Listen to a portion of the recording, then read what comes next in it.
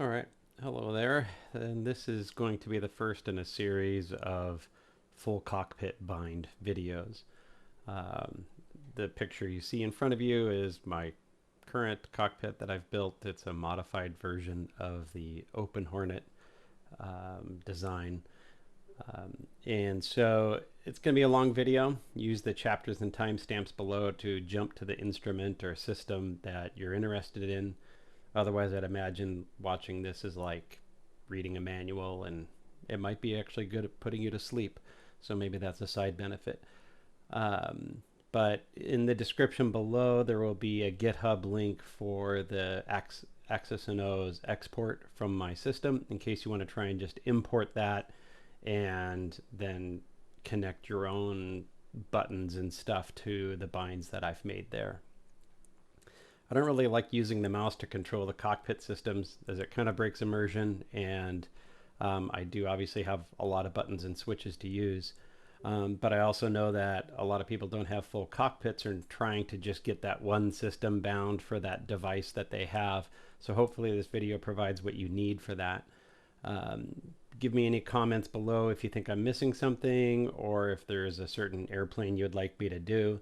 I'm not a massive wide body airliner person, so that's probably pretty low on my list, but I do have access to all of the Microsoft Flight Simulator planes that come with the sim in the different versions, and I'll be posting videos for all the third-party planes that I have, which is a decent number. And so maybe I'll put in the description below what planes that I've got planned at the moment and see if any of those are interest to you, and you can put a comment in saying which one you'd be interested in seeing sooner rather than later.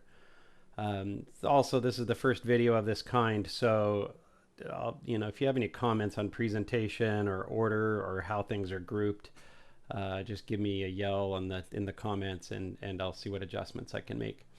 Nick, who's the developer of Starship, provides a ton of information in the manual on how to bind various items, but even he admits it doesn't cover everything, and some items you need to dig into the code. So in this video, I've done a lot of that digging for you when it was needed.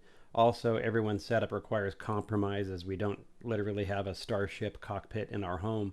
So that means that you'll be able to see how I created some workarounds, either to access features I wanted or to create efficiency with our hardware I have. And hopefully those workarounds show you more on how you can do that with Axis and O's to get what you want for your own hardware.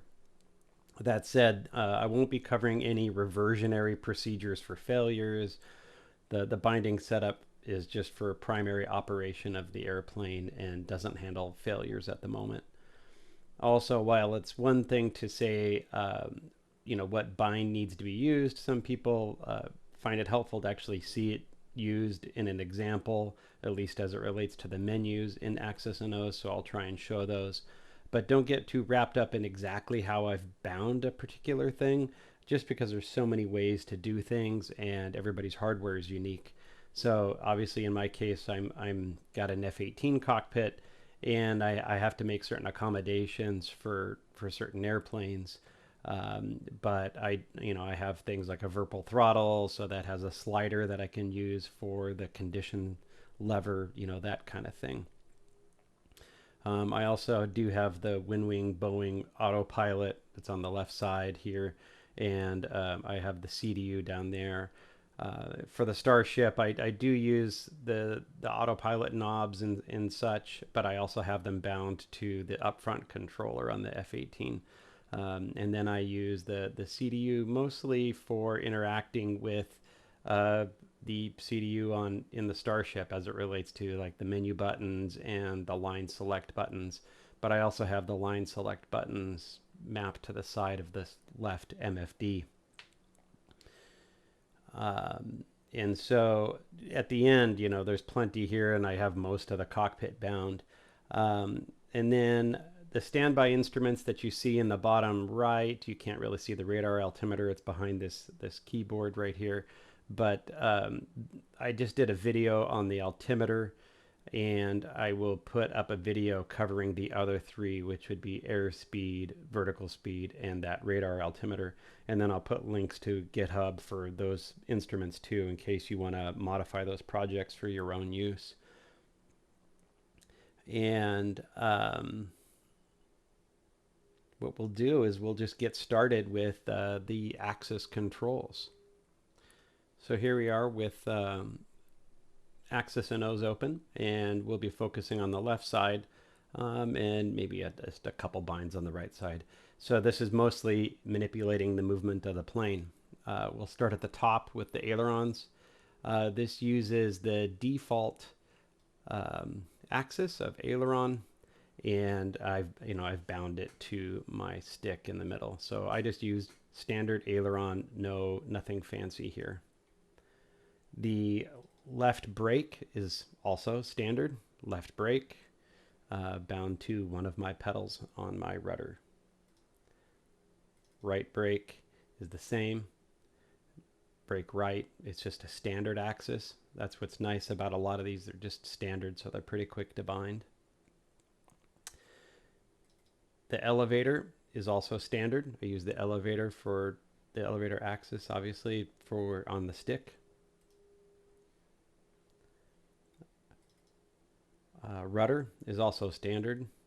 I do have it reversed, so for me it has to be reversed. So I've put a check mark in the reversed.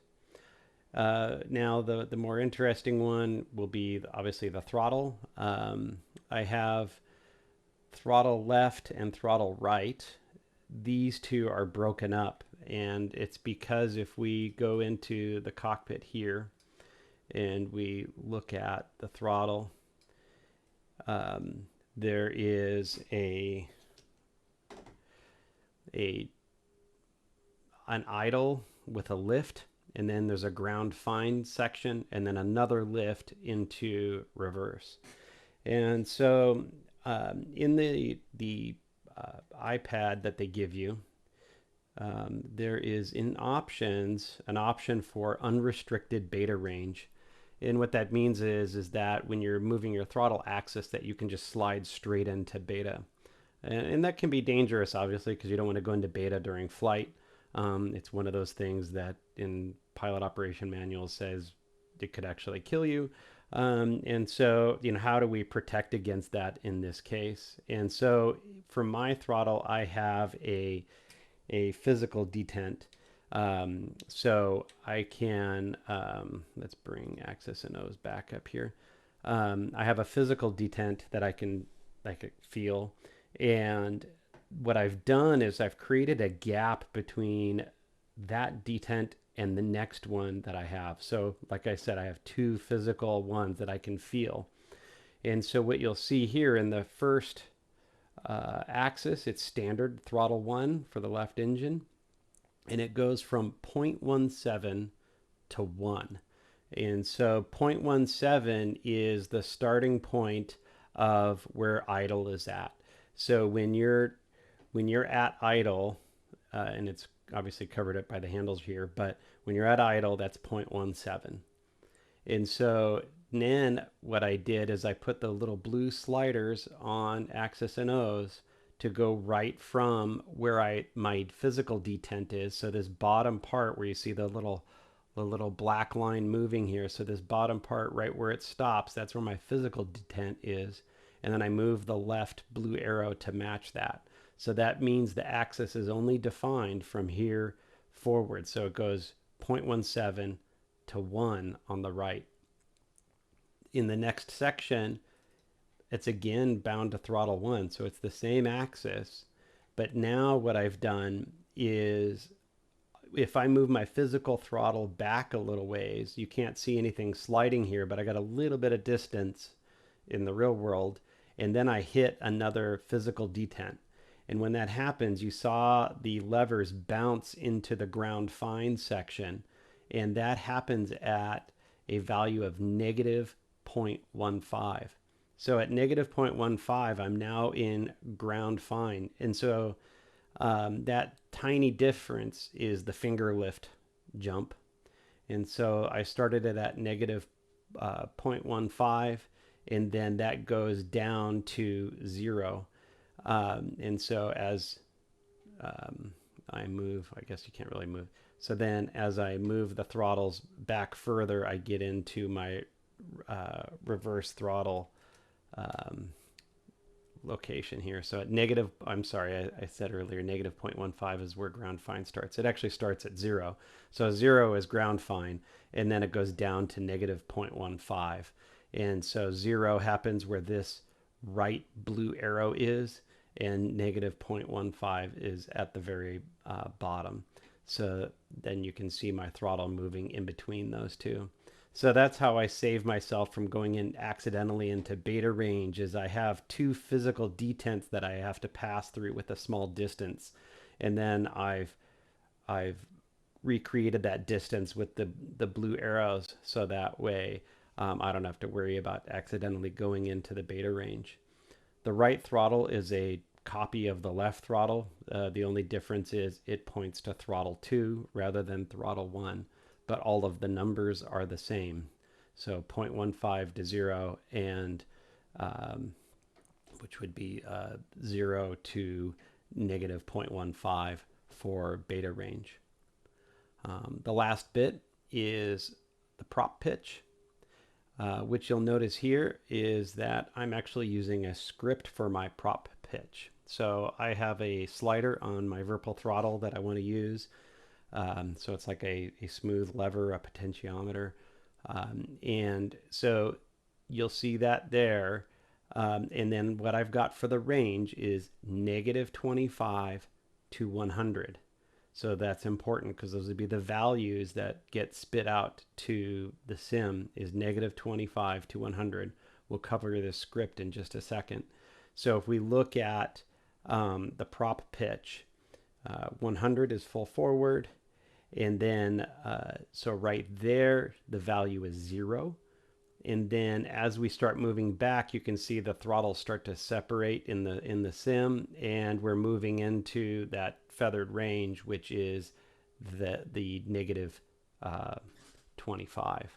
So let's look at the script that I have for that. So in my Starship category down here, we have the prop pitch script. So in this prop pitched script, I have an engine select in there. That's why I have to have a script and not just straight up, have it modify the prop pitch. And it's because I have one slider, but I needed to control two different engines. So I created a variable in X's and O's called engine12select. And what you'll do is you just go up under scripting, you'll say input custom variables manually, and you get this window. And then I made an L variable, and it's titled AAO underscore ENG12 underscore SEL. So that goes in here, and then I saved it into the Starship category. And so now that's a variable that I can change what number it is. So what I have is I have a toggle switch, and that switch, when I move it to the left, it selects engine 1. When I move it to the right, it selects engine 2. And that allows me to make that slider have two different jobs. And so what you'll notice is that toggle switch also has a middle position. It's a 3-position toggle. So when I move it to the left, I give it the value of 1, and we're selecting the left engine right here. And then when I move it to the right, we're selecting engine 2, and then the slider will only move the right prop pitch. And then if I have it in the middle, then I have it move both. So let's close that for a second. And so if you see right now, that toggle switch is in the middle, so both levers move. If I move the switch to the left, only one lever moves. Move the switch to the right, only one lever moves. So when I'm starting the airplane and things like that, I can manipulate those two levers independently. You'll see a similar situation occur for the condition levers, because again, I don't have I don't have two different condition levers. I don't have a throttle quadrant with 6 different levers. So as we talk about condition levers, you'll see that my axis and O's, I generally name things in categories with a hyphen. So right here, we're in the engine section, and I have engine condition cutoff, engine run, and engine start. So that's the 3 different positions for the condition levers. And here's how I've got them set up. So the cutoff right now, cutoff runs a script, and what that script does is, if we go to engine cutoff, it works very similarly. It follows that toggle switch that selects an engine, and it just enacts the B event for the cutoff. So I have a button on the underside of my throttle that's a red button, and that red button is my cutoff. So if I ever need to cut off an engine, I can just hit that button and it'll follow the position of the toggle switch. And so those B events are what you would use to access your cutoff in your case. And then when we look at the condition on my throttle, my thumb has access to a scroll wheel that scrolls forward and back. So the start option is low idle. It's a script. So over here, every time I have to do left and right engine, I'm using a script for that.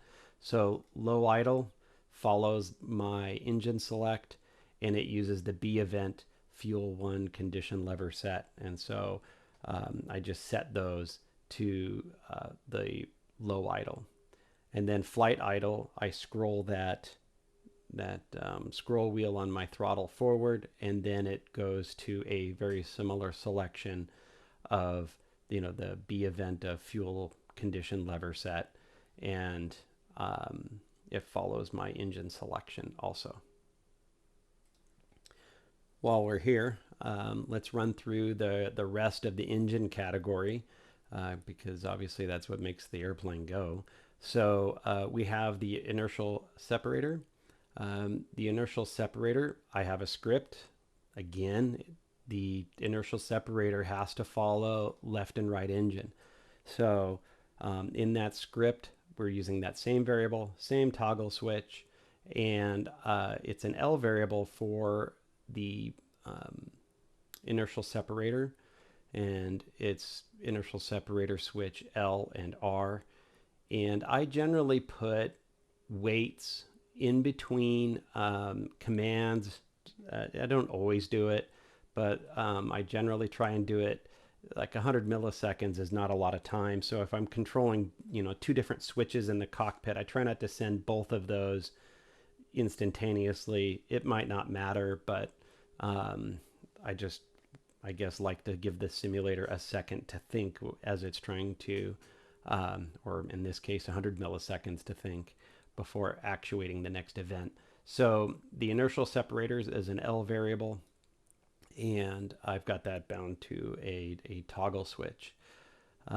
Here you'll see my engine select, and so the engine select, it's a toggle switch if you remember, and it's got 3 positions. So to the left, I have it change the internal axis and O variable that I created. That's an L variable.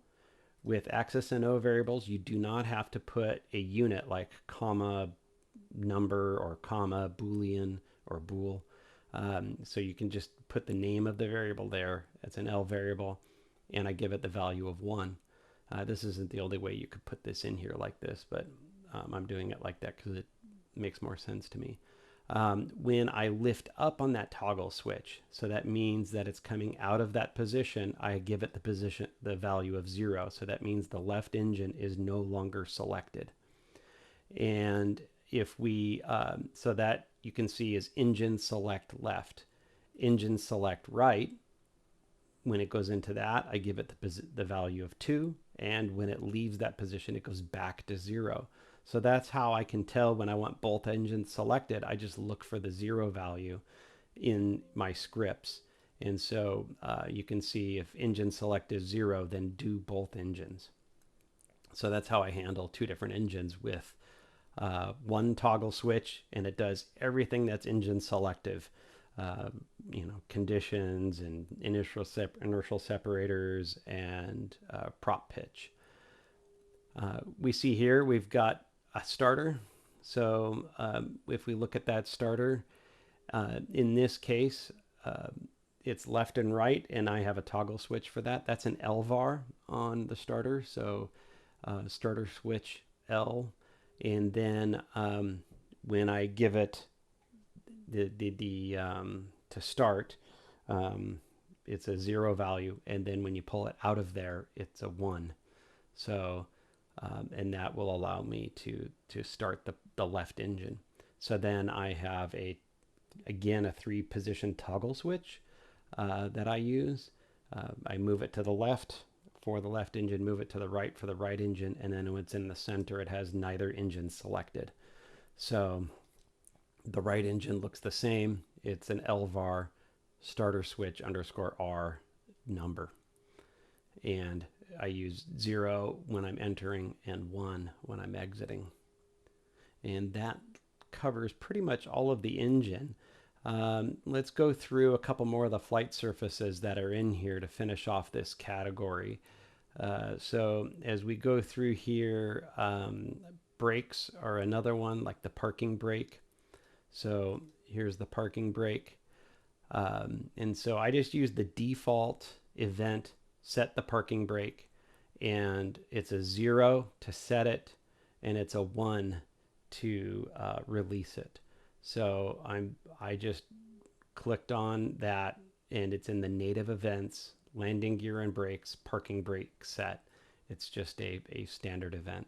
So nothing fancy on the parking brake there, other than making sure it's in my case, I have a parking lever. So if you had a button, you would probably want to do a toggle. So parking brakes right below it toggles between the two. So you'd like hit the button, it would toggle on, hit it again, it would toggle it off. In my case, I have kind of like a toggle switch. It's actually a physical parking lever. And then when I push it forward, it actuates a button.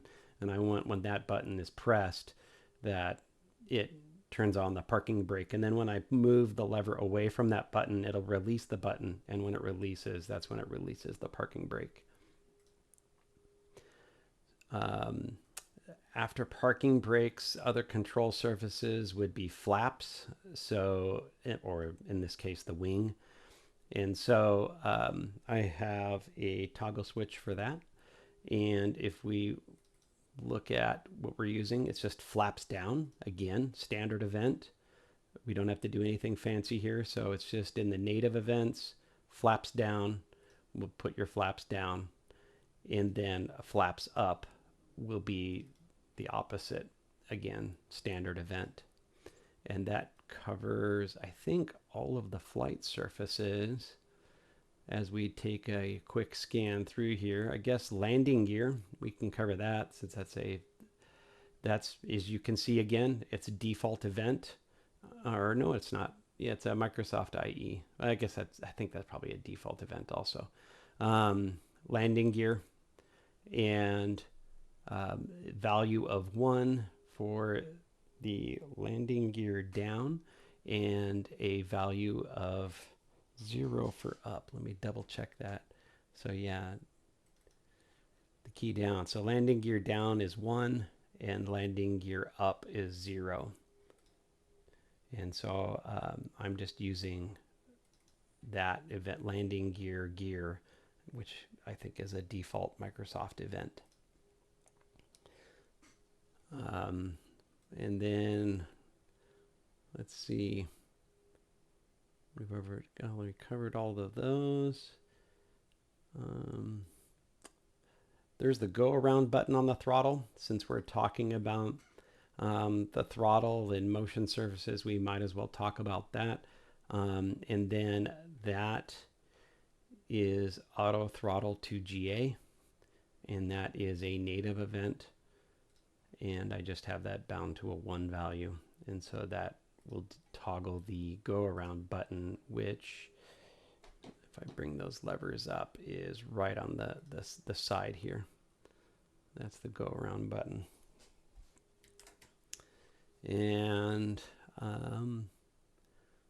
I think that's the majority of it. We can cover the trim while we're at it. So aileron left and right. So I have a hat switch on my stick, which isn't much different than in the real plane. In the real plane, it's a hat switch on the left part of the yoke. So and then there's also the I think there is adjusters inside the plane. Yeah, we have rudder down here, but pitch and elevation I think are all right here. So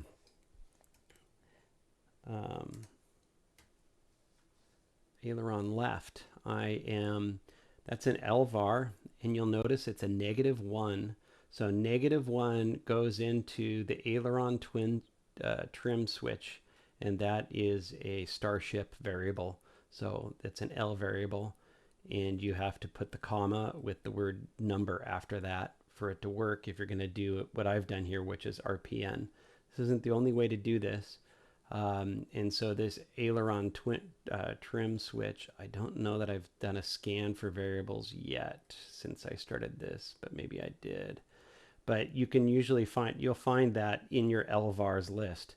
I have not done a scan, so under scripting, you would go to read LVARs from the sim. I can do that while I'm talking here, and it'll collect all of the L variables.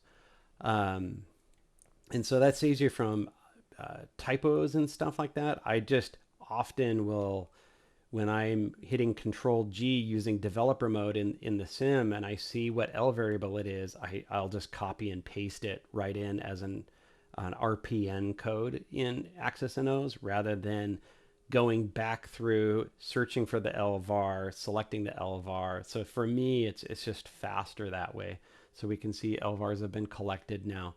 So like I said, so if we were going to bind this, and I'm searching through in an airplane, I'm hitting Control G to get the code using developer mode.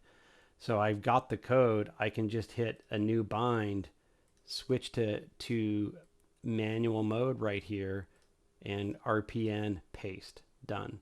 Whereas if you don't do that, you're in automatic mode. You click on this, it brings this up. Now you have to do a search. So, we might type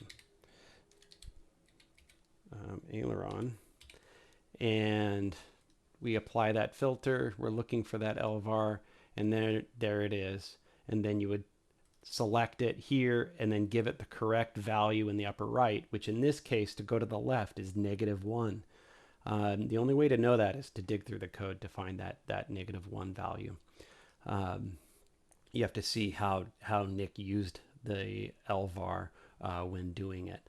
So aileron right is a value of 1, and it's that same LVAR. It just has a different value of 1. And so when I key up, then it will turn it to a 0. That means that the switch is not being held down. Elevator. So if we look at nose down and nose up, it works the same as the aileron. It's a LVAR that he uses. And so when he wants nose down, then it's -1. And then when that button is released, it's a 0. And so I give those values here, much like we did on the aileron. And again, nose up, it's a 1 instead of a -1, and 0. If we look, I've added this one. This one doesn't exist in the plane. So sometimes you screw yourself up. You've got the trim all wacky and the plane's not flying right. And you're like, I need to start over again on the trim. I always create a reset trim button. And so when I click on this, in this case, when it comes to elevator trim, because I don't generally do a lot of aileron trim, but elevator trim is pretty common. And I just have a variable that sets the default variable of elevator trim position in radians, and I just have it set to 0. And so that way, you can see here right at the beginning, it says 0, and then it goes into this A variable, and that is the simulator variable for elevator trim. So that's just kind of my, I need to reset things and get it back to normal because I've got myself into kind of trouble with how my trim is set up. You can do that also with aileron trim. You can put in a 0 there if you find that you need it. And also for rudder trim. You could even make a single button that does all 3 of them all at once and reset all of the trims if you wanted to. So let's look at the rudder trim. Rudder left is an L variable. And so you can see how it's rudder trim knob, and then it's 1 to go left, and it will be on the right here. It'll be a 2 to go right. And what you're manipulating is this knob down here. And I think it moves. Yep, you can see how it moves. So when I'm going left, it goes left. When I go right, it goes right. And then you can see the, you should be able to see this trim knob moving, or the line. It's small increments, but you see it moving there. And I have also, I think, did I bind a reset? I can't remember if I bound a reset to that. Let's look. I might not have. I didn't bind a reset to that, so I just have left and right. But I also have a push button event that on my rudder trim that I'll probably set up to be a reset, much like the elevator. I don't do a ton of rudder manipulation, so that's why the pressure wasn't there to create that one, but it would work a lot like reset elevator. So in one of my earlier videos, the one that talks about templates, I talk about, you can see these light gray ones here. This is kind of a quality of life set of binds that I do. And so I have all my camera positions. These are always the same keys, always mapped to the same thing on my cockpit, so might as well just use it as a template. So I have those camera positions. The avatar walk around toggle, so that's the Shift C, I think, is the default in the sim. And in the sim, I've also chosen, there is a remove all walk around items bind now. And I have set that also to Shift C. So that means when I execute this walk around toggle, it'll automatically remove all of those items, the walk around items, and then dump me inside the airplane. So for me, it's just a quick way. So that way I don't have to walk around the plane clicking on the different flags and stuff. Obviously, if you like doing that, then you can just have it be enter airplane and exit airplane. Eye tracking, I have the reset and toggle here, and then there's a couple other ones. Visual assistance, I generally have visual assistance turned off in the sim, so I don't want to see all of the artificial blue highlights and things like that. But I have a bind for that in sim key bind. I can't remember what it is. Maybe Control V something. And so I have that set there just in case I'm flying in the dark to an airport that maybe isn't even lit and I need to have an idea of where it's at. Sometimes I'll turn on those visual assistants in those cases. But another one is pushback. I don't do a lot of airliner stuff, so I don't do GSX or a lot of those other add-ons. And sometimes you do get placed in a weird spot and you need to be pushed back. So rather than go through ground services, because sometimes ground services is funky, the little trolley cart doesn't always work, but this bind in the simulator, which is just pushback, seems to work without even the little trolley. It just starts pushing your plane backwards.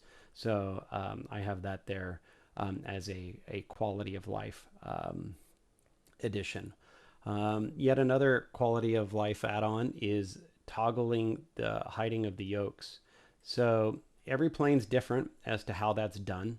And so let's see if I can get both yokes in view here in the video. So every plane's a little bit different.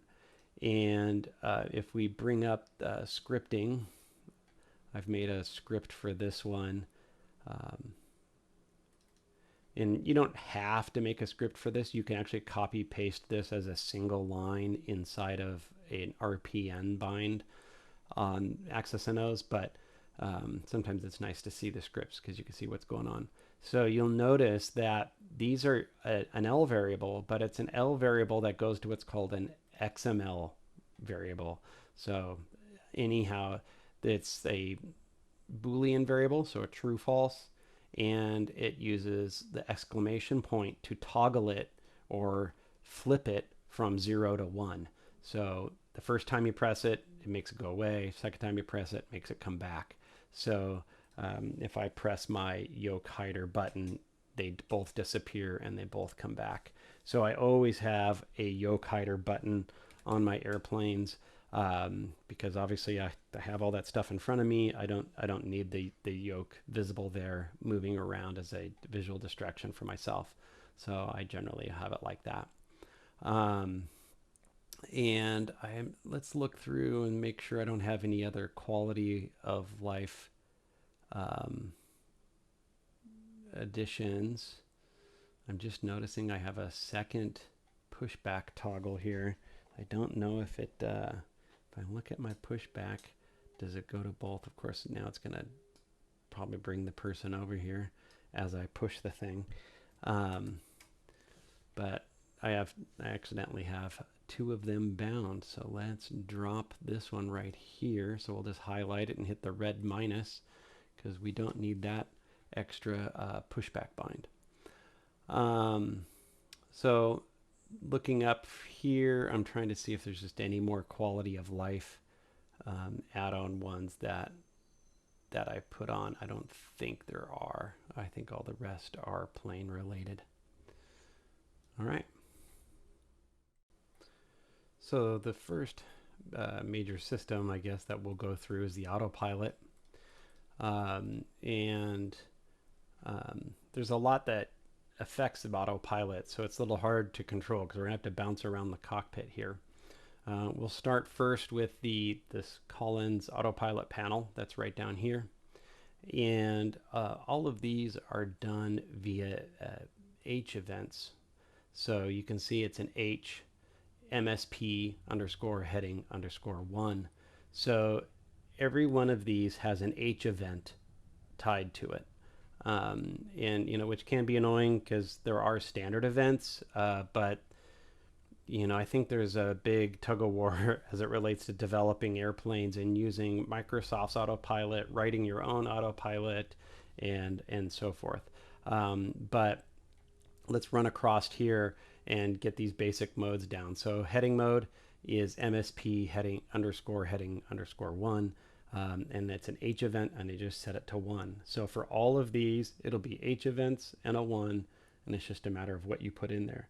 All these have come from the manual. So approach mode is in here, MSP approach,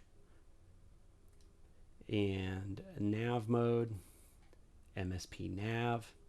Now the underscore 1 at the end, that's for the pilot and co-pilot panels. So I've only done the pilot. I don't do any of the co-pilot binding. So I've only used the 1 values. FD for flight director toggle. That's actually a toggle. It toggles it on and off just like anything else. And MSP underscore flight director off underscore 1. I think all of these are in the manual, or many of them are. The descend mode is MSP descend. I like the descend mode and the in airspeed profile modes. Those are fun modes in the Starship. So MSP underscore airspeed profile, H event, and alt, MSP alt. In airspeed, it's IAS. Let's find it. I think I duplicate it, and I have 2 airspeed profiles.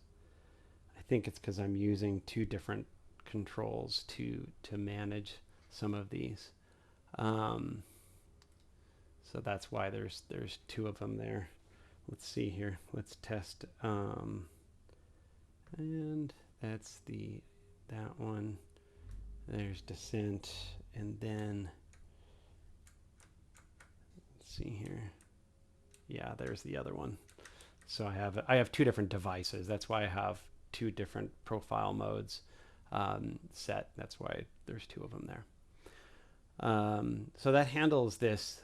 I guess there's vertical speed here, VS mode, which is MSP vertical speed. But outside of that, that handles this bottom panel. And then up above, we have heading and course knobs with pushes, push to sync and push with a direct to. So, and if I move those knobs, that's the CHP, I think as he calls it. So these are H events, CHP heading knob to the right or increase, and heading knob to the left, which would be decrease. So CHP heading knob left. So that affects this heading knob that's in the middle here. And then the course knob, there are two course knobs, obviously a course 1 and course 2. And so course 1 is CHP course knob right 1. And then this other one would be, that's the heading, course knob 2 increase. CHP course knob right 2 is for the second course knob. And so that's an increase. If we look at the decrease, it's just left versus right on increase versus decrease. So right, increase, decrease, left. So just pay attention to the left and the right, because that's for rotating it left and right, probably as seen from the top of the knob. Then you have the push buttons on those. There's the heading sync. So heading knob push. So heading knob push is what it's called. It's also an H variable. And then you have the course knob 1 push, course knob push 1, H variable, and course knob push 2 is also the same. And I know I kind of flip through these pretty fast, but obviously you have YouTube, so you can hit pause and you can look at what's on the screen at the time if you're looking for what that specific setting is, what kind of variable it is, and what the knob is. So that handles all of those CHP, these items here, and I think that's pretty good for the autopilot. Yes, I think there's obviously other stuff that connects as it relates to attitude and altitude, but I'll get to it when I get to those systems. Okay, so the next set of instruments that we'll cover is the airspeed indicator, the altimeter, and the radar altimeter, and minimum decision altitude. It sets both the decision height and the MDA. So so over here on the radar altimeter, or not the radar altimeter, the airspeed indicator, there's this button here manages your airspeed reference, and you can push to hide or show the indicator. Obviously, if that indicator is being used as a part of the autopilot, it doesn't actually hide, because obviously it's managing airplane, so it's not something you want to be able to be hidden when it's managing the airplane, and the current reference is here. So if we were to look at what we have for that, so in this case, so you can see how it's 1, 2, 3, see how it's moving up 129, 130. So I have an encoder that manages both this selector, and if I move the window over, I press a button and it'll move the vertical speed indicator on over here on the altimeter. And that's just because I have an encoder knob that is really handy. It's right in between the two instruments in the cockpit here. And so that encoder knob can do both jobs. And what I do is I just have a button next to it that I press. And when I press that button, it switches me as to which knob I'm controlling, whether it's the vertical speed indicator or the altitude reference. So how I handle that in Axis and O's is right here. There are just a few entries. There are 4 entries for this. So the first one we'll cover is the select, because that's what decides what we're doing, whether we're controlling the airspeed or the vertical speed. So if you look at this one, you'll see that I've made a custom Axis and O's variable, AAO star vert air. So it just is a 0 or a 1, and it bounces between those two. And then I'm going to select which one I'm controlling based on whether that's a 0 or a 1. So I have a button bound to it knots. That's what the exclamation point means. It bounces it between 0 and 1 every time I press it. So, and if you haven't seen in the other parts of the videos, to create your own variable, you go underneath scripting and you would say input custom variables. This little window pops up. You can choose the type. I usually choose L variable, name it, give it a value. All right, so let's look and see how that is used. So we'll look at the vertical and airspeed reference increase. You'll see that we get a I've put it all into a single line as an RPN code. Let me show you that in a way that's more visible to you. All right, big jump cut there. So this is everything that was sitting inside of that bind. It's all as one line. You can only do single lines if you're going to do it that way. So if we go back to that bind, right? If we're going to do an RPN and we put text in here, it can only be a single line of text. So keep that in mind when you're putting in text. You can't copy in and paste text that's multiple lines. I don't know what the maximum length is. I try and keep things relatively readable, so I try not to do too much inside of one line. So here's what happens. In this case, so I look at that AAO variable, and remember it's either a 0 or a 1. So, and then right next to it, you'll see I have this exclamation point that flips it around. So if it's a 0, this turns it into a 1. That means it's true. And it does this. It controls the vertical speed. And that controls that vertical speed H variable right there, which is from the manual. If I hit the button and I turn this variable into a 1, then this will make it a 0. And so now that that statement isn't true anymore, it goes over to the else, which is controlling airspeed. So that's by pressing that initial bind, it bounces it between 0 and 1. It bounces it between controlling airspeed and vertical speed. And so I use that same type of code for increase and decrease. The only difference here is just changing these two letters from INC to DEC. And that will get you your vertical speed and airspeed references done. Down here, you'll also notice that there's a push button. That push button uses the same kind of code. The only difference is that it's actuating the push on those knobs. So vertical speed knob push 1 and airspeed knob push 1. So those push buttons are also controlled by the state of whether I'm selecting the left or the right. And it works for me. It allows me to combine the function of 2 knobs into one with just an extra button. So a knob and a button in this case equals 2 knobs and 2 buttons. So it kind of saves you real estate depending on the hardware you have. But in my case, it was because of the physical setup. It just made more sense for it to work like that, because that's where my airspeed and altimeter is at. If we look at our altimeter, so we have an altitude select increase and decrease, and then we have a push button for cancel.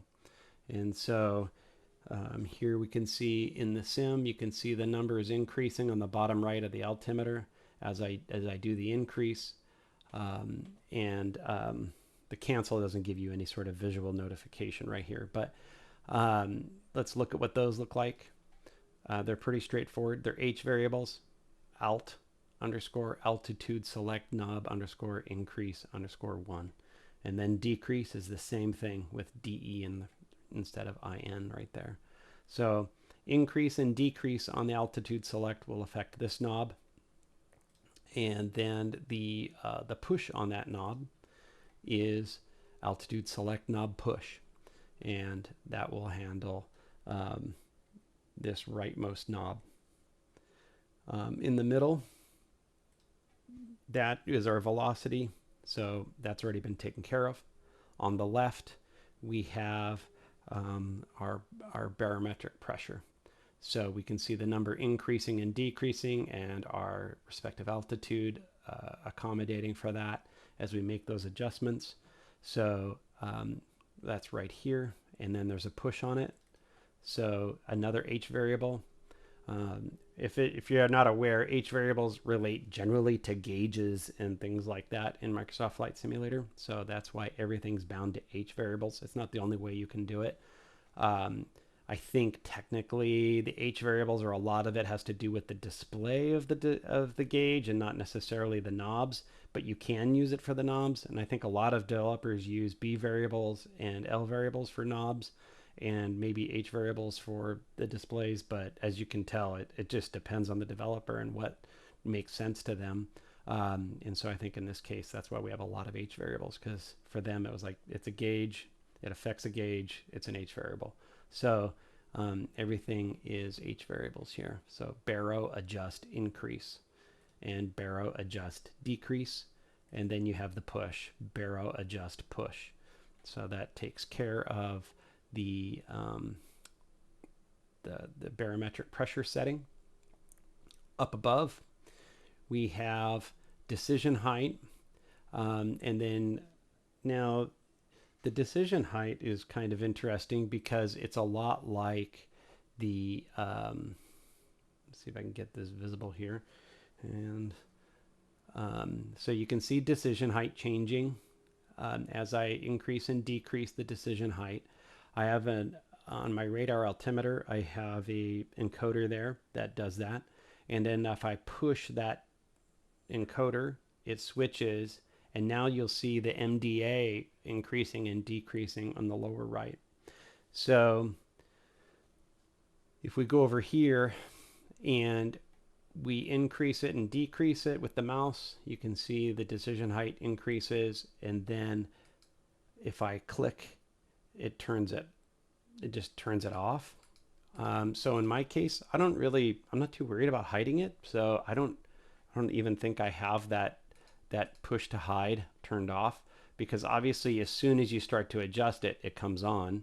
So I just don't have a ton of reason to hide it. So I don't have that turned on. And then over here is the MDA adjustment. So I've put this all into a single knob with a variable, much like what we dealt with down below here, that allows me to bounce between the two knobs. So I get two knobs in the price of one with just a button press, because I don't have a reason to hide the MDA and the decision height. So if we look at how that was done over here in Axis and O's, so we have a DH MDA select, works the exact same as vertical speed. It's just I made a new variable called DH MDA. So if you look back at the video earlier, you can find out how to make those variables, or one of my earlier videos. So I just made that variable, and with the not symbol here, every time I push the button, it makes it from a 0 to a 1. And then, as you can imagine, there's a script, or you can just dump it all into a single line of code like we did down below with vertical velocity and airspeed. And I have it bounce between the two right here. So the first value is the decision height knob. In this case, decrease is what we're looking at. And then you'll see PFD, descent altitude knob decrease. So that's the variables that they use for decision height and for minimum decision altitude, or minimum descent height. So that handles these two knobs. And the MDA mode. So MDA mode is, I have a toggle switch on the F-18. It's an altitude. It controls your radar altimeter from barometric to radar height. So for me, it made sense to make that to be this toggle switch, because it just, I don't know, as to what I want to report, the MDA. And so it just made sense to me to toggle that. So that's what I have, is I have a toggle switch with two positions. And so we're in altitude reporting mode if we're in this position, in the up position.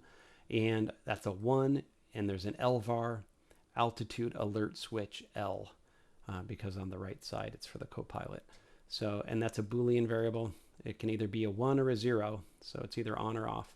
So I have that turn on when I'm in report mode, and then when I push the switch down, now I'm in NDA mode, and you'll notice that it's the same variable except it's a 0.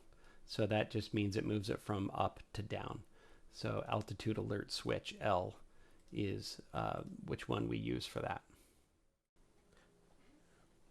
The next one we'll cover is the EICAS up at the top and the multifunction display down at the bottom here. And in these cases, that's the EICAS on and off here. So we can see that is actually a toggle switch that's in the center console.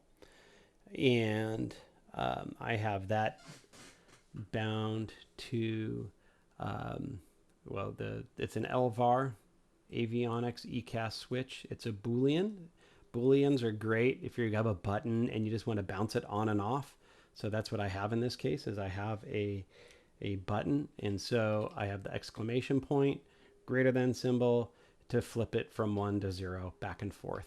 And so I have a button to turn the EICAS on and off, which, as I said, is actually down in the center console of the airplane there. And so if we go down into the E's, I have these 3 values.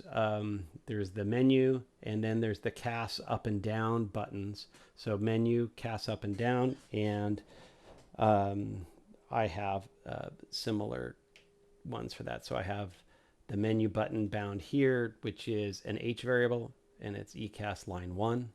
All of these screens that have buttons like this are line buttons. So that's line 1, and then the up arrow is, as you can imagine, line 2, EICAS line 2, and then the down arrow is EICAS line 3. And so that way I have all 3 of those bound there. Now, the MFD is just repeating that 18 times. So there are 6 buttons on the left, bottom, and right. And if we scroll down in my my list here, you get this big list of MFDs. And so you have line 1 bottom, line 1 left, line 1 right. I'll save you going through it 18 times. So line 1 on the bottom, this is the bottom left one. MFD line 1 B, so B for bottom, and it's an H variable or H event. Line 1 left, line 1 L for left, that's over here. and then line 1 right is on the right side over here, and that's MFD line 1 right. So obviously it just repeats all the way through for all the remaining one of those. And while we're here, let's cover our RTU, I think is what it's called. The RTU handles communication. There are 5 line select buttons on the right. And so, and you can see how I've got it bound here. I have it bound to one of my MFDs. So we have the RTU section, and then we've got line 1, 2, 3, 4, and 5. So RTU line 1 underscore 1. The reason why there's an underscore 1 is because there's a Copilot 1 over here for underscore 2. So that handles those 5 buttons, all H events. And then now down here, we can see how there is a push button. That push button is for this double encoder knob that they have inside the airplane. So that is RTU knob inner push. And then we have an increase and a decrease. So increase, you'll notice, is a script for me. And that's because these double stack knobs, while I have a couple of them in the cockpit, they're not cheap. I order them from Mouser, and then to, obviously 3D printing the knobs and stacked knobs and all that kind of stuff. So I don't have a ton of stacked knobs, but airplanes like to do a lot of these stacked knobs.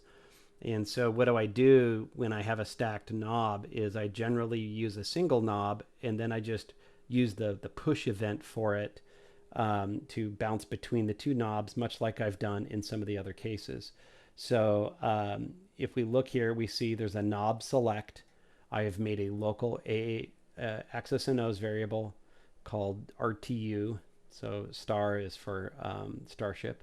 So RTU, and then we bounce between 0 and 1 with that exclamation point in the middle here. Make sure you have your greater than symbol to change the value.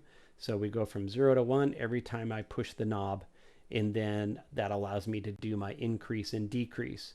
But now I have to do a script here, or I have to include all of that code in a single line. So let's look at that script real quick.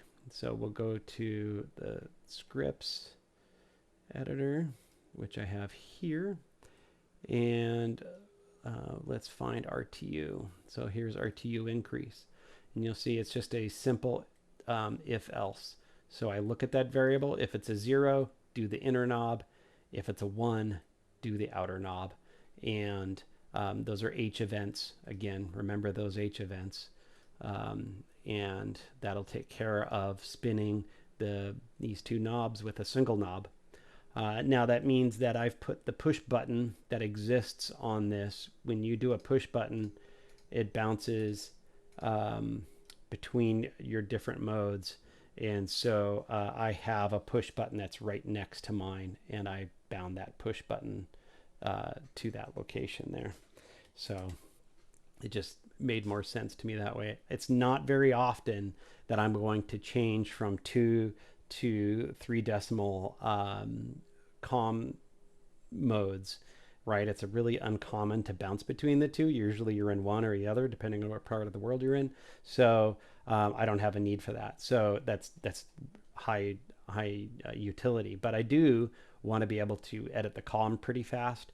So that's why I moved my button push, or my knob push, to bouncing between these 2 knobs. So that way I can cycle one, click, cycle the other, click, cycle one, and then if I really had to, then I can bring that up and by pressing the other one, and it works just the same. And so that's how I get both of those knobs and a button, I guess, using a knob and a button. So I'm not really gaining any real estate there, but I just don't have any double stacked knobs that I can use there. These buttons here, then I've bound, the 1, 2 is reversionary. So, and it depends on the status of your reversion up here. So remember, I'm not really getting into a whole, this isn't bound for reversionary situations of where you've lost your EICAS And so now you've got to you got to flip this to your RTU, so that way you get your engine monitoring on here, and then you bounce back and forth to look at what comms you have entered instead. And so when this is not reverted, it just shows you COM 1 and COM 2, which obviously you can already see right next to each other. So I don't have that bound. I also don't have the ADF test bound. I'm not worried about doing the test. But these other four buttons, ATC ID, DME hold, all that kind of stuff are right here. So ATC ID, that's an H variable. RTU transponder ident button 1 is the ATC. And the DME hold is the next button going across. RTU DME hold 1. And the squelch is our RTU COM squelch button press _1. And then standby, RTU transponder standby button 1. So that gets you through all four of these, which are pretty common to use. And that takes care of EICAS, MFD, and the RTU. Okay, so the next one we'll cover is the CDU, which obviously interacts with the flight management system. So I've labeled everything FMS, which technically I think you probably should just call it CDU. But anyhow, and so if we look here, there are 10 line select buttons, 5 on the left, 5 on the right. I'll save you a lot of watching me go through these, because I'll just do the first one on each side. So H, CDU, line 1, L _1, and again, _2 would be for the Copilot side. And so there are 5 of these, and as they go down, they go from line 1L, 2L, 3L, 4L, that goes all the way down, and then 1R, 2R, 3R, all the way down on the right. And so I have those all doubled up on mine because I have 2 different MFDs available to me, in a sense. I have one MFD that's in the cockpit, and then I have another one that's for my WinWing CDU that I have. And so that gives me kind of 2 different ways in which I can interact with those 10 buttons. The range adjust and stuff. So my range adjust is here. So CDU range knob increase and decrease, so DEC. So that will get you this range adjustment knob. And then we've got the tilt. So let's look. Tilt knob increase and decrease. CDU _ tilt knob _ increase, and then decrease is DE. And then the push, CDU tilt knob push.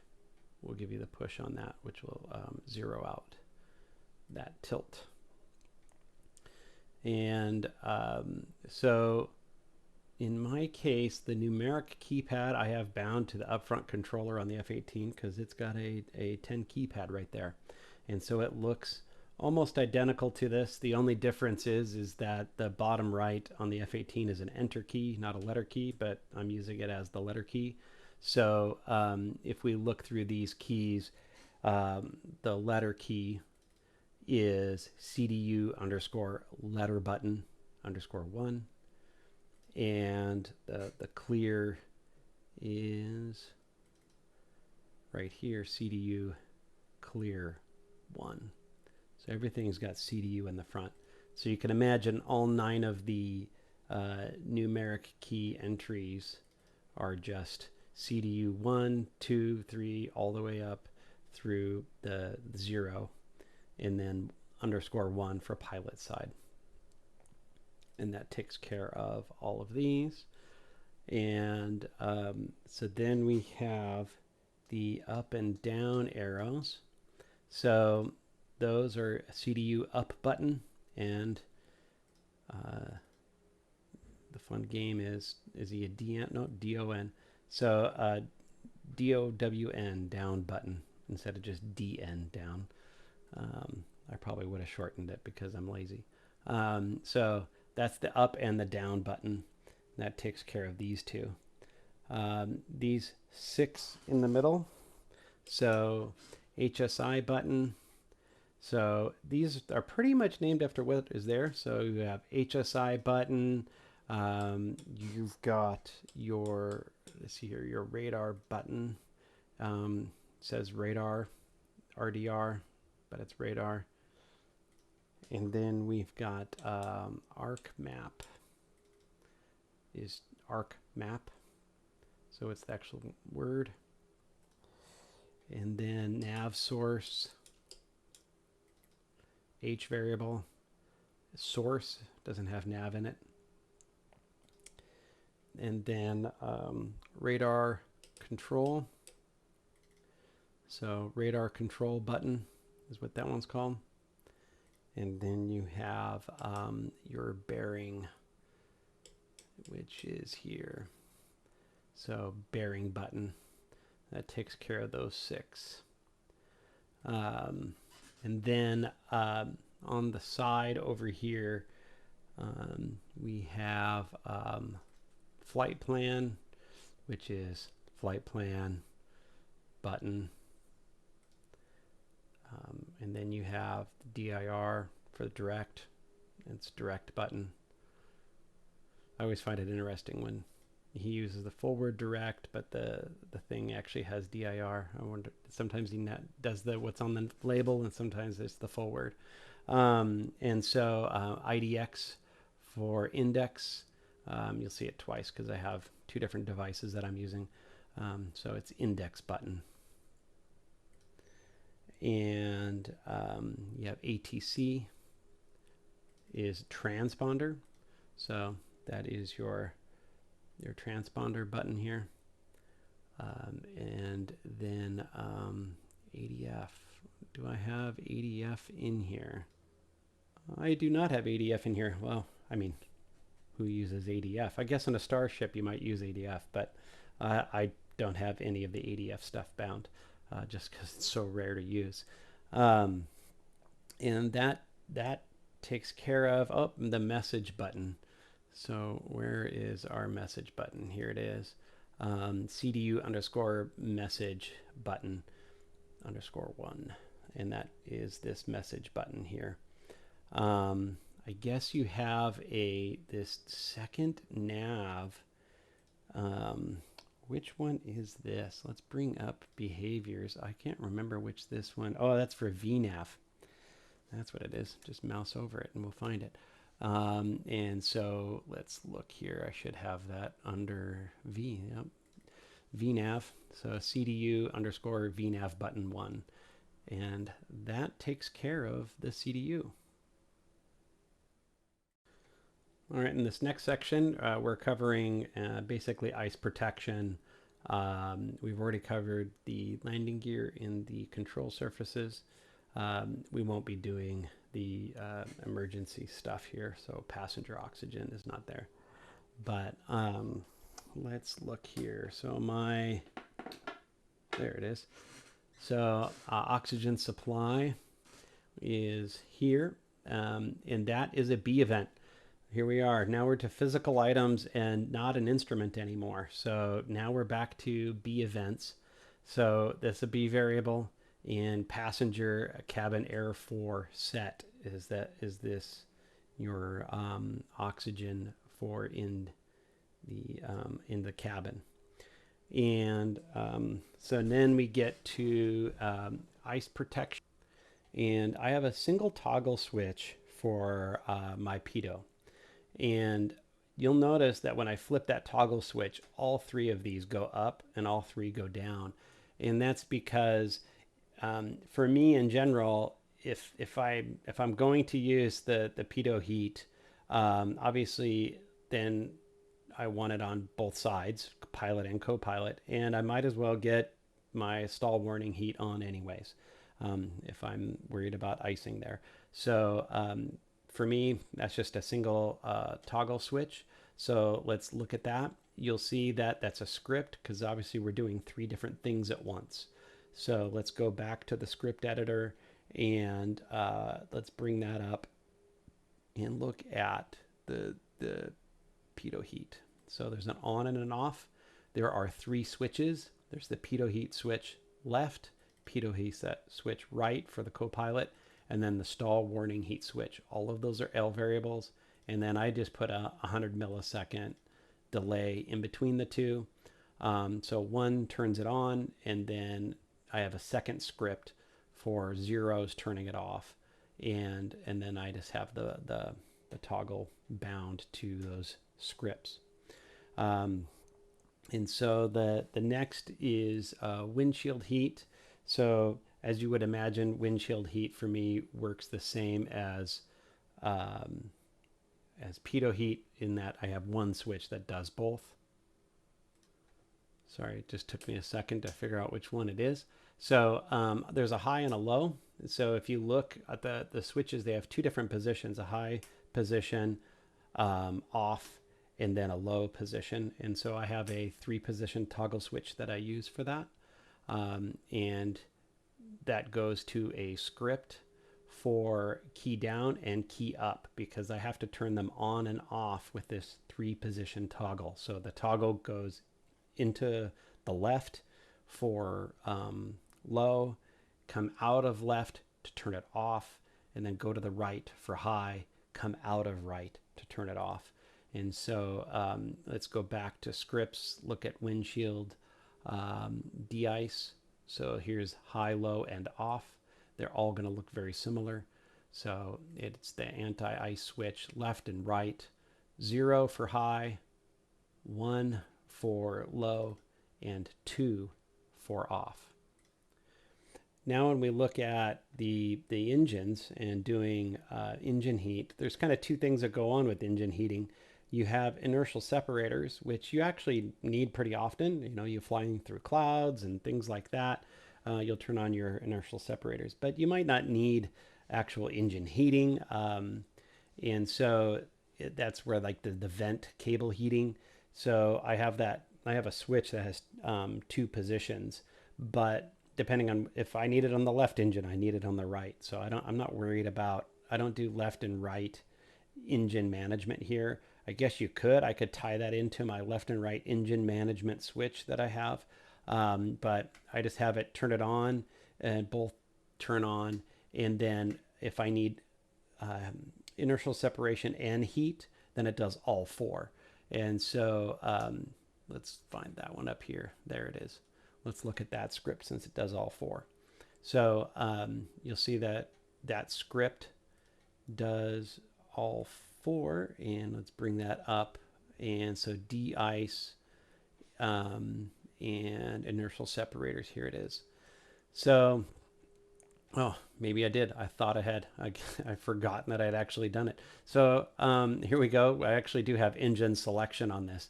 So if you just wanted to copy the 4-button approach and just do them all at once, then you would do this top section right here, which turns on inertial separators left and right, L and R, and the fuel vent switch heat left and right. So, and then I put 100 millisecond wait in between each one of those.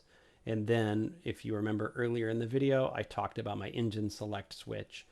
Put it to the left for engine left, put it to the right for engine right, and it obeys that. I guess I forgotten that I had done that. It's also summertime, so haven't had a lot of icing to worry about in my live weather flying. And so now I was thinking about it, like the wings. I didn't actually bind the wings, and again, this has to do with the fact that my setup doesn't deal with emergencies. The default position is that the wing de-icing is automatic, and so it's in the auto position, so there's no reason to change it and manually turn it on, because I imagine right now I'm not going to worry about failures in the automatic icing. And so these 2 switches I actually don't have bound. Finally, we have anti-skid. So the anti-skid switch down here is a LVAR, and anti-skid switch is what it's called.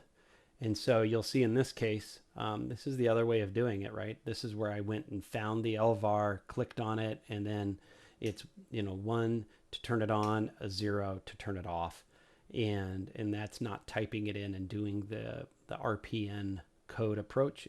I actually just went in and searched for the L variable on that one, which saves you some typos, especially on these longer ones. I think that pretty much finishes this whole section. All right, and so in this next category, what we're going to talk about is the master warning and master caution buttons, along with the fire extinguishers and fire valve covers. So when we look at binding those buttons, I made scripts for all of them just because they have a few things that happen. I don't think it's particularly required. My guess is you might be able to get away with just the button up and down, but I copied what was in the update code for this button. So master caution button, it has a latching variable, which has a value of 2 in the code. So I copied and used it here. And then it has the button itself, which is a push down and then a let go. And so push down, the L variable gets a 1 value, and then when it's let go, it has a 0 value. And then because I don't want the push down and let go to happen instantaneously or nearly instantaneously, I put a 100 millisecond wait between pushing it down and letting it go. So I copied this from the code, so and it's worked for me. I've not had issues with that button working, and so and you can see it, pushing in there. I've not had any issues with it, so I don't know if both of these are required or not, but that's what I've done for both the caution and the warning. So that's caution, and then warning looks the same. The only difference is the word warning in the middle, and it works the same. And I bound those two scripts to 2 different buttons. Now I know that we talked about how this wasn't really a video about emergency procedures, but in my case, in my cockpit, I do have a fire extinguisher button and then fire acknowledging buttons. And so I figured I would map those to these here. What's kind of interesting is you've got these clear glass covers that have to be moved first before you can push the button. So I have that in the script. So when we look at the script here under fire, we'll see that the firewall valve cover is lifted first. That's a Boolean, so lift it with a 1. I wait for the animation to finish. I don't think you really have to, but I put in a wait there for a second. And then I push the button, which just in the code, it just toggles it from true to false or false to true. So I do that and then wait a second, and then I close the little glass cover. And I don't know if that's outrageously visible in this here. You can barely see, but you can see the lights come on when I hit test, and then I push it again, and I don't know if they'll go out because the plane's not actually running or anything like that. Looks like they go out. All right, so that's how that works. The extinguisher select.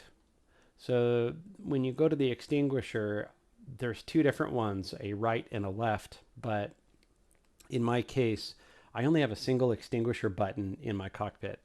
And so what I'll do is I do the engine select from earlier in the conversation, where I have a toggle switch that allows me to choose between my left and right engine. And then I just do the whole lifting of the cover, pressing the button and closing the cover approach. So I can lift the cover, I push for the extinguisher, and then close the cover. And it just depends on what engine I want. So if I want to put an extinguisher on the left engine, I just flip my toggle switch to the left and then hit the extinguisher button in the cockpit, and it'll do it. Haven't had an engine fire yet, so I haven't had to do that in an emergency or anything. All right, so in the next category, we'll cover the center console area. So I've already talked about the engine ignition switch. So that is in the engine section here. And so in this case, I wrote it as RPN code, but it's a starter switch L. and then I have a toggle switch that goes into position 0, which is actually to turn on the starter, and then when it leaves that position, it goes to value 1, which means that the starter is turned off. And so it's the same thing for the right starter. It's just the R at the end rather than an L. So that covers these two starters. Now my prop governor is right here. It's on a momentary switch. So that's a switch that you push on it and then it bounces back to center automatically. So it treats it like a button. And that's really just a toggle anyways. So the prop governor, you just put it up to test the governor. And I think if I put it down, it will go into low pitch. And so then, and that's right now, that's just purely momentary. I don't have it held. I haven't, outside of the initial testing for startup procedures and stuff, I haven't messed with overspeed and low pitch. But you could probably modify it if you need it to stay into one of those positions or another. But if you look at the real plane, it doesn't stay there anyways, and I don't think it's a magnetic switch or anything like that. So it behaves just like the normal switch.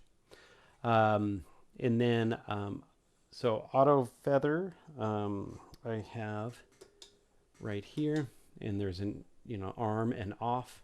And so when we look at that here, I have it as a script. So let's go to the script and bring up that script menu. I have to hide that. And so there we go. So auto feathering is right here. So propeller arm off. And so in this case, because it's got to toggle between two states, but the switch I'm using acts like a button, meaning that it bounces back. So this is how you can create a two-position switch situation without having to have a two-position switch if you're just using it like a button. So what I do is I look at the value of it, and if it's a 1, then I switch it to a 2, and if it's a 2, I switch it to a 1. And so because it's not a 1 or 0, you can't get away with using the exclamation point, the not function. So you in order to switch it between a 1 and a 2, you would have to do some sort of switching like this. And because there could be a value 0, that's why I didn't do an if else. I just did 2 ifs here, because if there was a 0, then I didn't want it to bounce in to here. There's probably other ways to write this and be more efficient as it relates to the code, but it works fine for me. So that handles your prop auto feathering. And then prop sync is on one of these toggle switches. Okay. And so prop sync I have set to one of those bouncy switches also, and it bounces between two positions. It's either synced or it's off. So if you look here, there is a toggle option, and it's one of the default native events. So if we look right here, toggle propeller sync. So I used that right there because then I didn't have to write any code to bounce it between the two conditions. And so after that pretty much takes care of this. And then ignition auto arming, I don't know if I have that covered. Let me look real quick. I'll pause. Okay. Sorry about that quick jump cut there. I had to figure out which one I had it bound to because I had forgotten. I don't use the auto ignition all that often, or at all so far. So I have that bound here, and you'll see that it toggles both of them up and both of them down. And so the auto ignition toggling, there's a script for it. And in that script, sorry here. Let's bring that auto ignition toggle is right here. And so they're just two Boolean variables for the left and the right. And so I just flip them using the not function.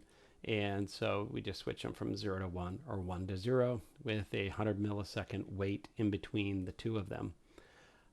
Now that those two are done, we can work our way across here. The battery, I have all of the battery values mapped because I use Air Manager, and I made it'll be a separate video. I made a little template for the pop-out window on all of these displays. So they all pop out and they go onto a second screen. If you go back to the beginning of the video where I'm showing you a picture of my cockpit, you can see that there's a long screen on the right on my computer case. And that screen has all of these voltages and fuel quantities on it and fuel temperature. And so, and then I just made an Air Manager overlay that goes over the top to tell me which number is which.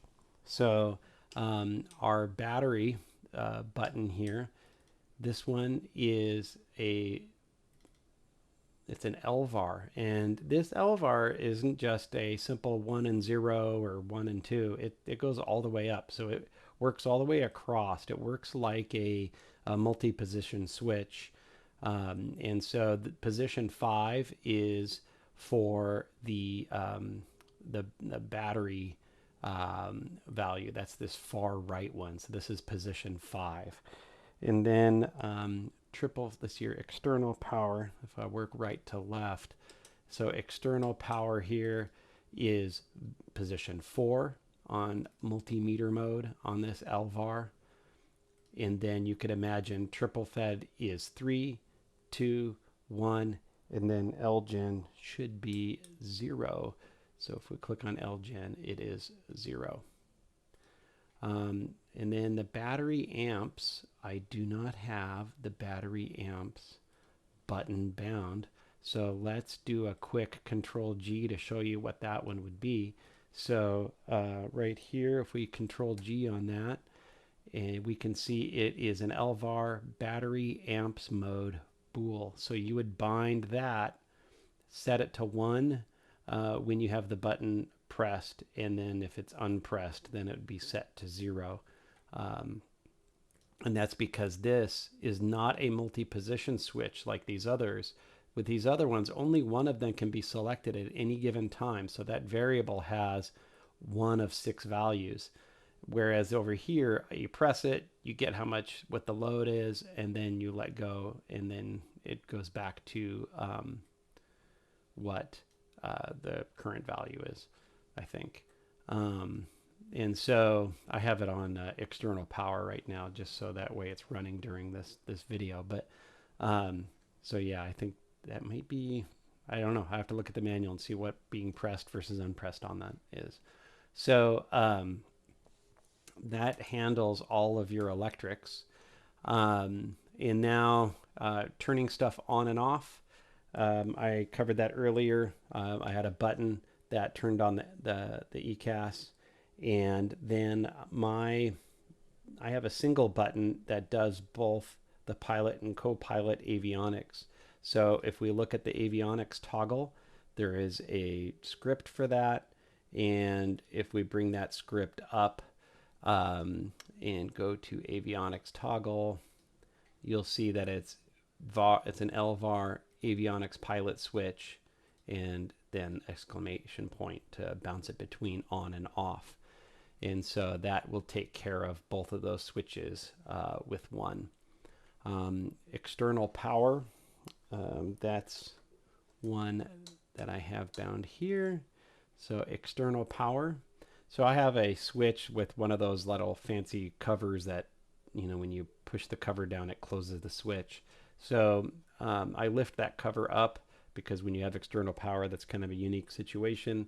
And then I push that switch up to turn it on, which gives us a 1 external power switch. That's a Boolean variable, and that'll turn on the external power when it's available from the EFB. We'll talk about the EFB in a little bit. But when I close that switch, it does the other option, which is the power off, and that's its default position because I generally want the external power switch off, and that sets that variable to a 0 value. And so that's external power. I have a similar switch for the generator ties, whether they're open or closed. And so there are, 3 modes for this one, which is manually, like you can manually close it, but then when you let go, it bounces back to center. And then you can have it, get that little thing out of the way, open. So I have a toggle switch that goes open or into the norm position. And where is that at? Here it is here. So open has a value of 1. And then when you go back to the norm position, it's a value of 0. So so that's when, let's see here, let me double check my key down is 1. So when I push it down, so that brings us to the open. So 1 is open and 0 is back to this normal value. Standby pumps, we have fuel pumps, so we can turn those pumps on and off. And our standby pumps look like this. Both of them look the same. Standby fuel pump, it's an LVAR. It's a 0, means that, so in this case, a 0 is off, and then a 1 is on. So if we go back to here, you'll see that, so I have a switch that when I'm push down the switch, I want it to be in the 0 position, which means off. And then when I lift up, because that's its normal position in the cockpit, is in the off position. And then when I lift up that switch, then it turns it on. But you can flip that around to whatever you want depending on the switch that you're using. So, and the only difference between the left pump and the right pump is L or R at the end. If we look at the fuel transfer switch in the middle here, it's got 3 positions. So I have a 3-position toggle switch for fuel transfer. And so if I push it in one direction, so this is to the left. So when we look at that being pressed, that's the 0 position. And then when I lift that switch up to put it into its center position, it gets a value of 1. So 0 is to the left, 1 is in the middle, and if you can guess, to the right is likely 2. So if we double click on that, we see the value is 2 for going to the right on the fuel transfer knob. And so that puts you across all 3 of the possible cases for that. Alternate blower, this is a really common switch that I use because you don't want your avionics overheating in this plane. So right up here is my blower on off. I have a 2-position switch, so when I turn on the switch, it goes to a value of 1, and then when I lift that switch out of that position, it goes to a value of 0 to turn off the your alternate avionics blower. And I think that takes care of the center console. All right, now we're looking at the top of the airplane here, where we've got lights and windshield wipers. So windshield wipers increase and decrease speed. There is a few different values, right? You have off, intermediate, slow, and fast. And so I don't have a 4-position toggles or a 4-position switch available to me. So I made a script for it to handle that using just a toggle switch that's kind of like an up-down toggle switch. So we either increase our wiper speed or we decrease it. And so you can see how there's an increase script and a decrease script. So we'll bring that up so you can see what that looks like. So wipers increase. So there's an LVAR. It just says wiper knob, take a 1, add 1 to it, right? So that increases it. We got to be careful because there's a maximum, and that maximum is a 3. So that's what this means here. That min means that whatever you do here can't be any bigger than 3. It has to be held to a minimum of 3, or it has to be minimized to 3. And then whatever that result is, throw it back into the wiper knob value. Now, when I looked at this knob in the code, I also saw that there was a windshield wiper position variables that were tracked in terms of windshield wiper position, wiper direction, and so forth. And so I copied that into this code. So we can see windshield wiper position number, and then if it's less than or equal to 0, then it also sets a value of a maximum. It keeps the number underneath or a 0 as a max. And then there's a wiper direction number too in there that it places. So it's just looking at what's going on with something to do with this windshield wiper position. So if you grab this script off of the GitHub, you can just copy and paste it in there, or you can use Control G on that knob, and you'll be able to see this code of where you have this wiper direction that's also kept track of with the wipers. All right, now on to all of our lights. So you'll notice that I have one knob that actually increases 2 knobs. And so in this case, that's all the panel lighting. So I just keep spinning that knob around, and then it gets to 0. Encoders, sometimes they bounce a little bit, and don't have the debouncing tuned on the encoder, so that's why you see some of them move left and right. But let's go back here. So let's look at that increase and decrease on the lights. So we were just changing. I gotta make sure I keep this visible here. So we were doing the panels. So if we go to the light sections, I see console increase and decrease. So the console panels. So basically what happens is that I have it look, and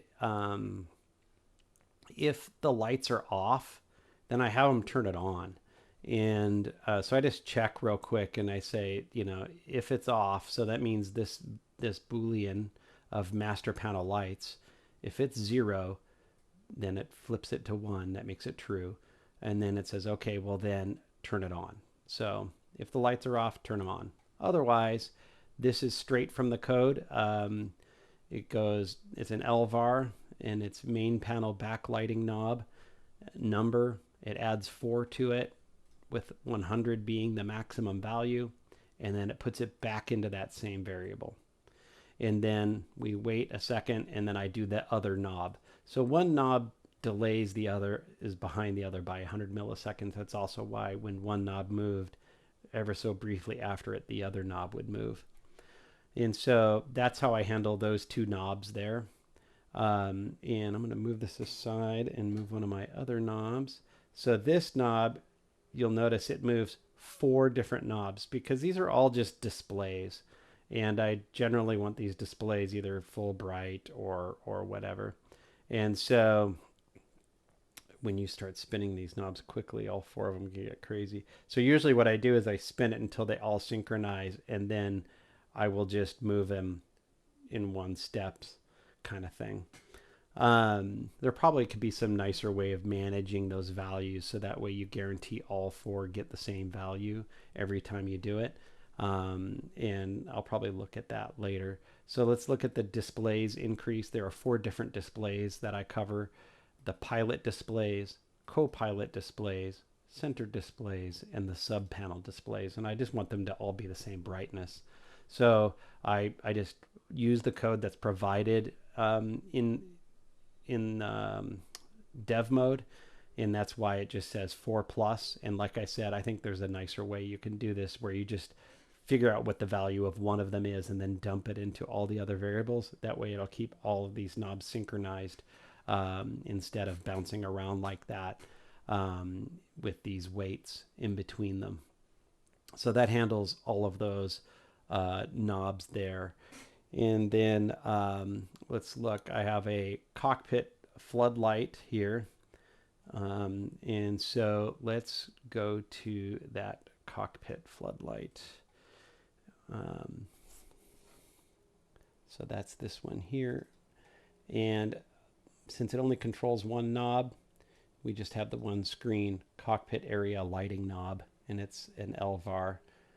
And so that will increase this cockpit area. And so next is the, this is the instrument indirect lighting. I think that's the blue light that is kind of cool and goes above the instruments. So when I look at that instrument indirect lighting knob, it's an LVAR. And all of these are increased in the same way. I know I didn't show the other one, but they're all the same. It's 4 plus 100 minimum. So when you're increasing, you're adding 4 to the previous value, keeping it under 100 or less. And then the other way around, it's 4 minus, keeping it at 0 max. So that way it stays at above 0. And so all of them are the same, and they just get dumped back into themselves with this greater than symbol and that the same L variable that you read from. So it takes the current variable, adds 4 to it, and dumps it back in. That happens a lot in the sim. So that takes care of all of these lighting knobs. And this light master, remember that was that one that I was talking about where if it was off, it turns it on. So that's why I have it check. If I'm going to be turning up the lights, then it makes sense to have the lights on. So that's why I have it check that switch. So that way I don't have to click that and then fiddle with this. I think in a lot of ways, and I have to play with the state saving in the airplane. Maybe you could set these to exactly where you want them and only bounce this. I think that's the intent, and that probably is how it works, knowing how Nick programmed things. And so I'll have to double check that, and maybe it makes no sense to, you just fiddle these knobs to exactly where you want and then just have a single button that bounces the light master on and off. And so I don't mess around a lot in the cabin because I don't really care about the passengers. So I didn't bind any of those. If you hit Control G on them with behaviors open, you can see what they do. So if we hit Control G on those, you can see those are just Boolean variables that you just turn on and off for all of these other positions here. And now we get into our wing and landing and strobe lights and stuff like that.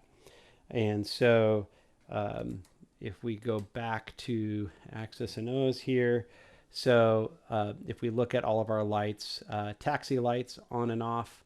So I use the default event, taxi lights on and taxi lights off. So no fancy L variables or anything like that. It's just using the native event for taxi lights. The strobe light has 2 positions. It has a high and a low value. And so you can see that's back to L variables because that's not normal usually in the sense of just on and off. And so those strobe lights, you use the low light when you're in clouds and stuff like that to reduce disorientation, or you use it when there's other airplanes in front of you on ground operations so you don't blind them. And so the strobe light has the low value where you can see turning it on with a 1 and off with a 0.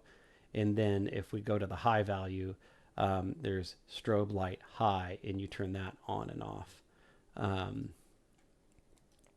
And then navigation lights, lighting nav 1, that's a B variable.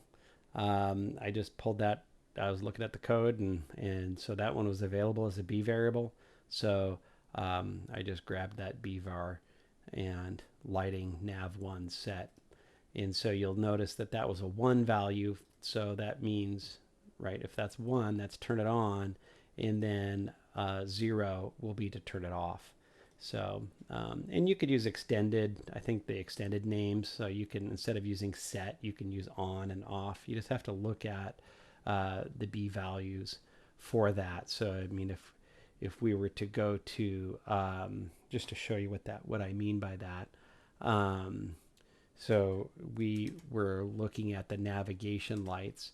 So, so navigation lights are right here. So let's expand the behavior viewer.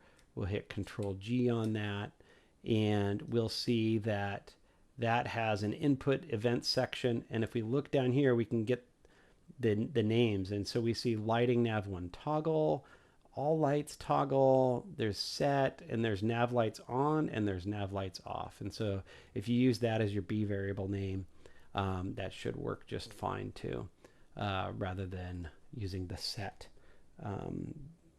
command that I did. So that's navigation lights. You have your landing lights. You have 2 different landing lights to have. You can have your nose or your wing, or actually your wing and your nose.